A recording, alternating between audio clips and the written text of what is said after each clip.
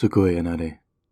Today, I'm going to go over the process of translation in making sentences. Now, there are, generally speaking, 4 phases in which one goes through in this process. The first is the translator, or the word-for-word phase. Then, there's the translation of meaning phase. And then, the cleanup phase. And finally, the instantaneous phase, where you no longer need to translate and it's already in your head instantly. First is the translator, or the word-for-word phase. When people first start, it's very likely that they might find themselves using a translator. And I will say this now, never use a translator. They are almost always invariably wrong in some way, and they aren't very good learning tools either.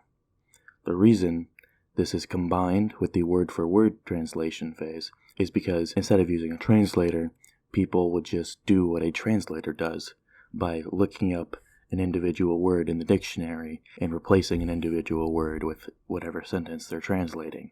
And that'll obviously get you a wrong answer most of the time. So here is a translator. This is the Coruscant translator. And this one is especially bad because while most will simply ignore a word that it can't find in its dictionary, this one will instead replace it with gibberish Esperanto. Why? I don't know. But I do know, don't use translators. Now, I'm going to use this translator to show you. So let's say we want to translate the sentence, I am feeling well. If we throw that into this translator, we get ni kui alar pirusti. Let's start off with ni. And ni is fine. I mean, it's really hard to mess up ni. But everything else is wrong. Kuye is to be, which the translator replaces am with, which this is the correct word, but it shouldn't really even be here to begin with. And it's unconjugated. Alar is to feel. Mando'a does not really have the progressive tense for the most part, which is the ing after feel in feeling, which means that it's an ongoing process. And this can't be translated into Mando'a, so it just uses the infinitive here, which sort of works, but it makes this sentence entirely ungrammatical.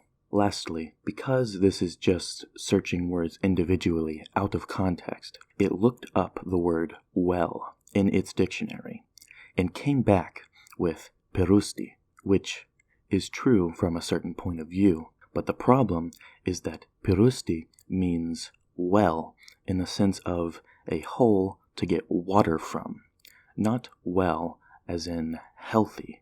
The way to solve this incorrect word is to instead translate the word in context. So let's move on to the translation of meaning phase. So, the translation of meaning phase. Words can have multiple meanings, and it's important to understand those meanings based on the context of the surrounding words before you ever even translate. So because I know well is being used here as an adjective for well as in healthy, not well as in a hole with water in it, I should see if the dictionary has a word for that. And we find the word jahala, which we will place perusti with. So, going back to the beginning, we translate the meaning instead. Ni stays the same, as like I said, there's no problem with that.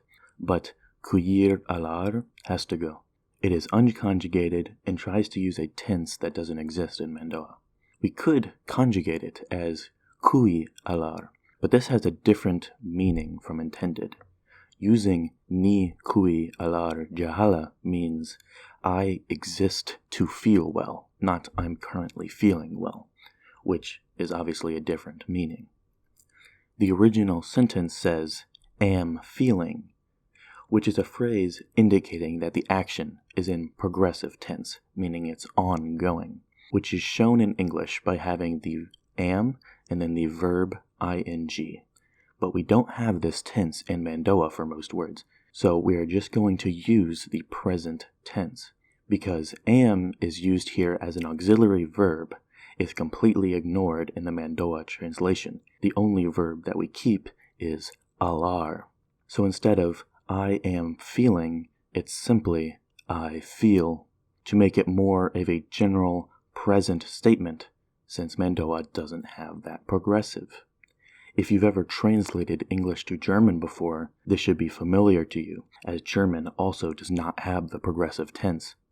So, by figuring the meaning of I am feeling well to be I feel well, we can much more easily translate it to the Mando'a, ni ala jahala.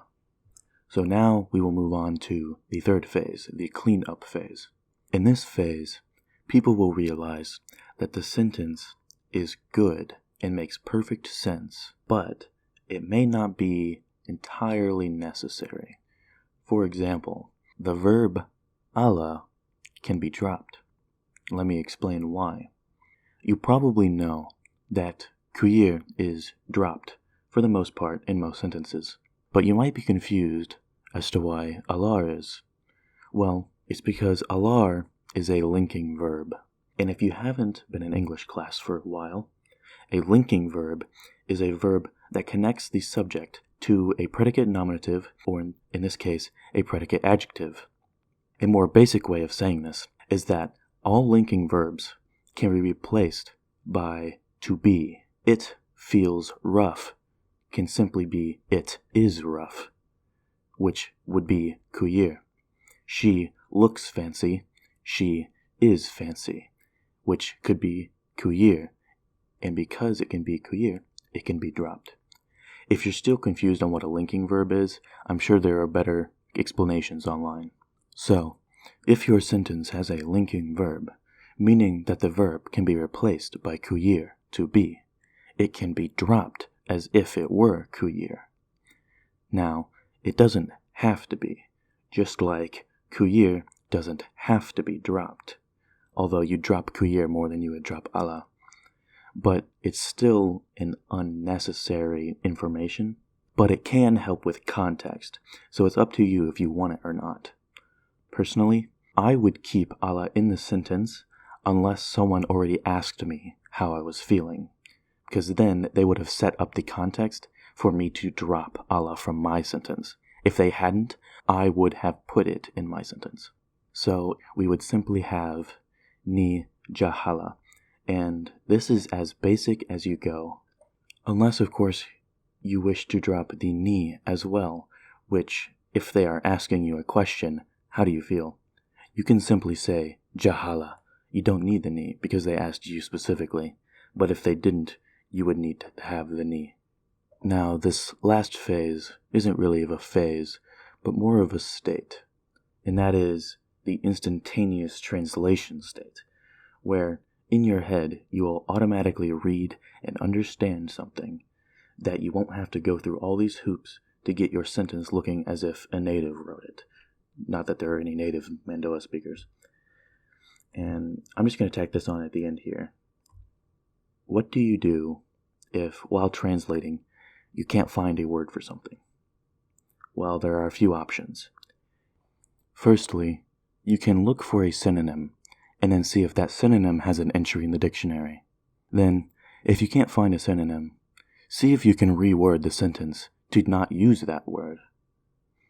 If the sentence can't be reworded without changing the meaning, you might have to make a compound word, though this should be avoided for everyday speech, as not everyone will understand your compound word at first, so they should be left for more rare occasions if possible, though you can try using it to see if it catches on. But generally, you should not use new compounds that you just made up in a conversation. You should use ones that you already know the other person understands. So, to see this process in action, I will use an example from my blacksmithing video. I needed a word for anvil.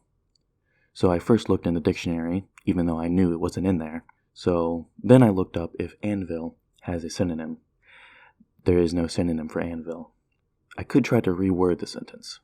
I could say something like, I beat the metal on the anvil, I could say instead, I beat the metal on the table or on the surface or whatever.